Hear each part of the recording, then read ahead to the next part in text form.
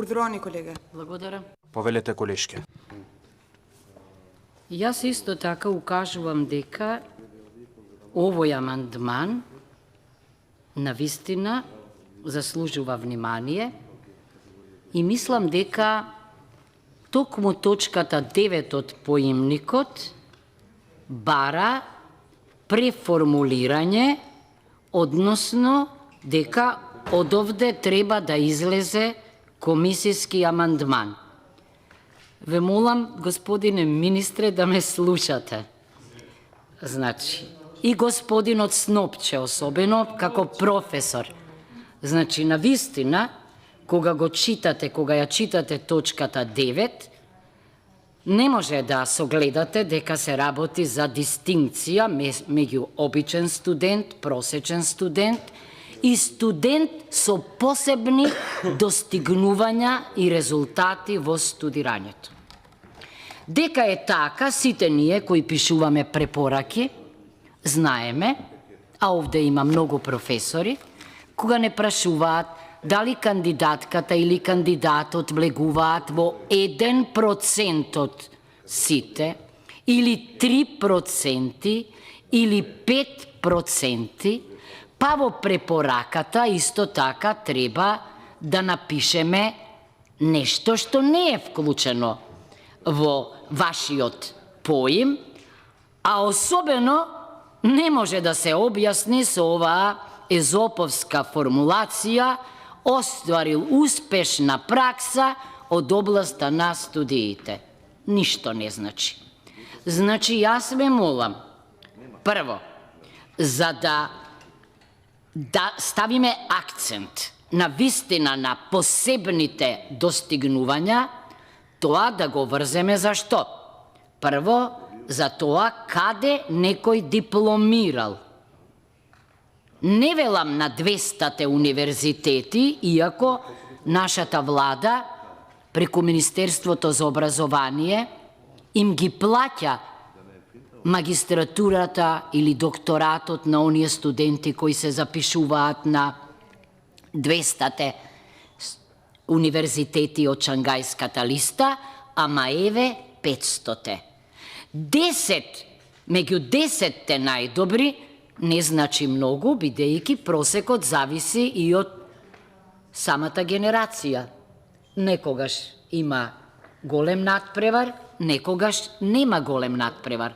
Значи, за да бидеме во контакт со најдобрите, за да ги вратиме најдобрите, треба да ја примениме праксата на Соединетите Американски држави универзитетска и на останатите европски држави кои на 3-та и на 4-та година од студиите или на 5-та ги бомбардираат најдобрите студенти, зборувам за министерствата, со покана дека ќе бидат вработени доколку магистрираат, доколку завршат факултет, доколку докторираат на некој од најпрестижните. Значи, ова домашни меѓународни награди и признанија во академскиот свет не значи многу, доколку не се конкретизира. Дури мислам дека тука не е доволно ни просек 8 да стои, каков што се бара обично, бидејќи да, осмицата е гарант за нешто, ама не е студент со посебни достигнувања. Со посебни достигнувања надворе со 5-ка, со 4,5, кај нас е 9-ка и повисоко. Значи, ве молам да направиме дистинкција на вистина меѓу најдобрите. Затоа нашиот предлог на 500 е многу релевантен, бидејќи ние сме реални. Ова што ќе значи? Ова ќе значи дека веднаш не само што ќе се качиме по Шангајската листа заради тоа што некој дипломирал на некој од 500 најпознати, најпрестижни универзитети, туку ова ја гарантира и белината на крагните, како што велат во Британија, на државната и јавната администрација. И ова ќе ги привлече најдобрите Тоа е моделот на Ирска, тоа беше моделот на Сингапур, тоа е моделот на скандинавските држави, особено на Латвија, Летонија и Естонија. Ако сакаме, значи, да ги привлечеме назад или да ги задржиме назад најдобрите, тогаш треба исто така и да направиме разлика меѓу нив и вредните студенти. Значи, овде треба да има меѓународни проекти, овде треба да има студиски престој во странство, но најважното е, овде треба да има 5 во својата генерација, дури и во проценти можеме да го изразиме тоа, но најважното е да завршил прв, втор или трет циклус на најпрестижните универзитети. Тоа ќе ја зголеми конкуренцијата и тоа ќе го зголеми нашиот реформски капацитет. Затоа, значи, ве молам, уште еднаш да го прочитате, и сите ние, особено професорите, да го прочитаме објаснувањето дадено во точката 9 и да се запрашаме дали е навистина ова гаранција за студент со посебни достигнувања и резултати во студирањето. За мене не е.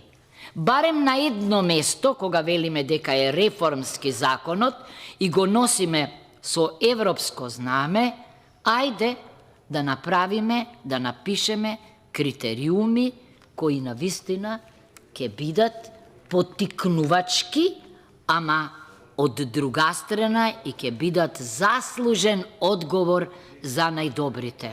Најдобрите, министре, си заминуваат за жал. Не е точно дека си заминуваат заради подобриот живот и повисоките плати, туку затоа што нема понуда на вистинско место. Многу пати овде сум кажувала дека ми е жал што Естонија, Латвија, Летонија ни се заблагодаруваат за програмерите од електротехничкиот факултет и од Финки. Дајте да ги задржиме дома и дајте еднаш навистина сликата на тоа што е студент со посебни достигнувања и резултати, да нема политичка и партиска боја, туку навистина да е заснована на критериуми какви што има и во другите држави, и во другите закони за државна и јавна администрација. Дајте еднаш да го примениме и ние Веберовиот модел, дека успехот, ве гледам, климате со главата, да, дека костурот на државата е администрацијата, дека гарант за реформите е квалитетната администрација и дека администрацијата, која што е квалификувана затоа што зад себе има резултати, ќе биде слуга на уставот и на законот, дека ќе биде сервис на граѓаните и дека нема да има потреба од благослов и од поддршка на партиите и на министрите. Мислам дека ова за сите нас, јас барам поддршка од сите кои што имаме ангажмани на универзитетите, на вистина овде да дефинираме критериуми кои објаснуваат профил на студент со посебни достигнувања и резултати. Последната реченица: остварил успешна пракса од областа на студиите, ништо не значи. Праксата може да биде секаде, меѓутоа може да биде и проблематична. Некој може да добие куп на некакви, значи, препораки, ама зависи за каде се препораките и кому му служат. Мислам дека треба да се преформулира овој член. Благодарам.